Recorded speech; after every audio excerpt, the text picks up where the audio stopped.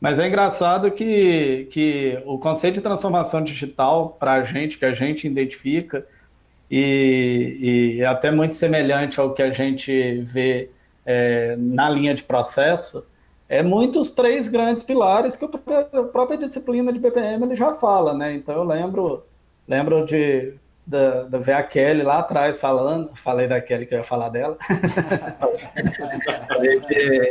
eu lembro dela falando lá atrás, e não vou falar quanto tempo não, senão entrega a minha idade, tá, Kelly?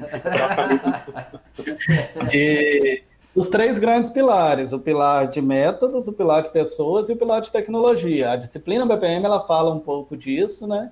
E é engraçado porque assim o mundo está dando volta, o termo transformação digital e plataforma digital ela está aí. Eu acho que vai muito, continua sendo os mesmos três grandes pilares, tá? Só que o pilar lá dentro da disciplina de BPM é um pouquinho mais direcionado exclusivo para o BPMS, né? Bem direcionado para o BPMS, às vezes o SM se aproxima ali um pouquinho, o RPA às vezes também, mas a tecnologia está bem focada ali naqueles pilares iniciais, né? E a transformação digital ela já traz um pouquinho mais de abrangência aí dentro, né? Então, a gente vê muito o pessoal falando que é cultura, que é preciso de ter pessoas, e isso tudo com certeza é verdade, sabe? Mas o que eu acho engraçado é isso, a gente está falando de ter tecnologia, porque transformação digital sem tecnologia ela não existe, mas a gente está falando ao mesmo tempo de ter métodos e ter pessoas capacitadas, sabe?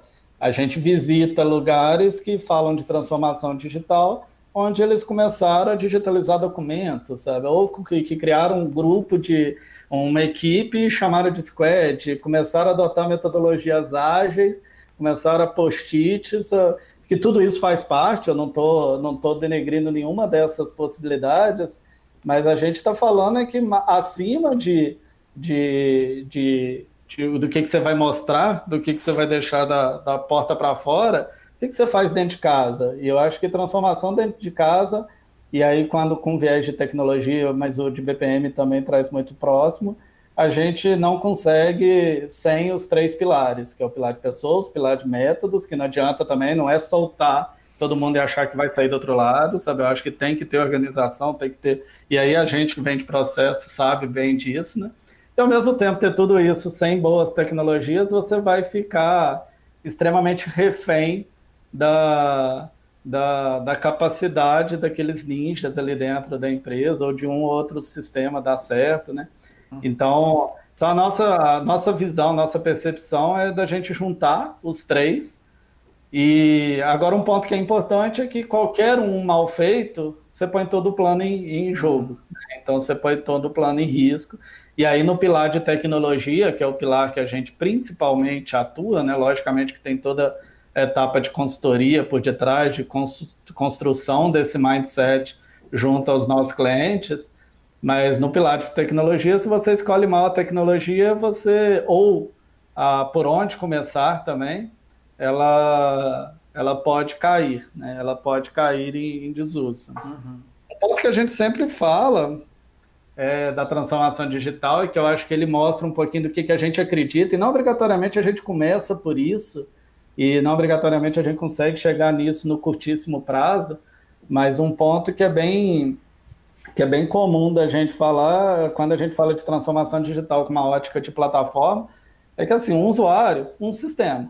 Tá? Logicamente, dentro da organização não vai ter somente um usuário. Tá? Dentro da organização você vai ter vários sistemas ali dentro. Tá? Mas é importante todo o relacionamento ali dentro e que você não tenha que criar aqueles geradores de tab, né? Que é quem vai ficar trocando de sistemas. Às vezes a gente pega uma área que a gente vai entrar assim, você vê o cara manipulando 5, 6 softwares ali dentro, sabe? Então, depende do cara. Então, e isso não é escalável, isso não é transformação, mas isso daí normalmente isso é gasolina pra gente, né? É a hora que a gente entra e nada bem ali dentro, sabe? Redec, quer dar seu palpite? Eu acho que só observando, né, reforçando que realmente ficou muito na moda discutir a questão de hard skill versus soft skill, né? Acho que durante algum tempo a questão técnica era extremamente superiormente valorizada em relação a soft skill. Inclusive, geralmente os líderes eram um cara técnico bom que acabava virando líder, né? E como se diz muito, a empresa acabava perdendo um ótimo técnico e ganhando um péssimo líder, né? Normalmente é o que acontece. Pois é, e aí veio a onda de, não, soft skills, se o cara tem vontade, ele faz, não importa se ele sabe, se ele tem boa vontade, ele vai aprender, que aí eu acho que também já, pô, peraí, né, por aí também. Eu, pelo menos na minha visão, assim, é importante ter comportamento, mas mais se está falando de BPM, BPMS, automação, transformação digital. Cara, não é da noite pro dia que você vai aprender, absorver toda a disciplina de BPM, né? Então, não, é só o cara ter vontade que ele estuda e faz. Não é também, né? Então, acho que tudo tem aí o seu ponto de equilíbrio, né? Então, só para frisar que realmente esse ponto é bastante importante e dentro do BPM, mais ainda, né? Claro. A tecnologia é fundamental, as pessoas executam o serviço, né? Pessoas trabalhando para pessoas para solucionar problemas de pessoas, né? Então, sem cuidar disso, não tem como também. É isso. Então, só para reforçar esse ponto, mas vamos lá. Quando você fala de amadurecimento, a gente fala muito de amadurecimento da organização, né? A organização, ela tem uma maturidade X, Y, Z em BPM, mas os profissionais também, né, cara? Não é assim. Não é você entrar no universo BPM e sabe? Eu li o livro. Isso não vai te trazer a maturidade necessária, né? Você precisa vivenciar muita coisa ainda para você poder entender e absorver, até para você fazer essa análise da maturidade da organização, que não é uma tarefa, sabe, simples, não. Então é muita estradinha, né? Muita pedrinha que tem que chutar.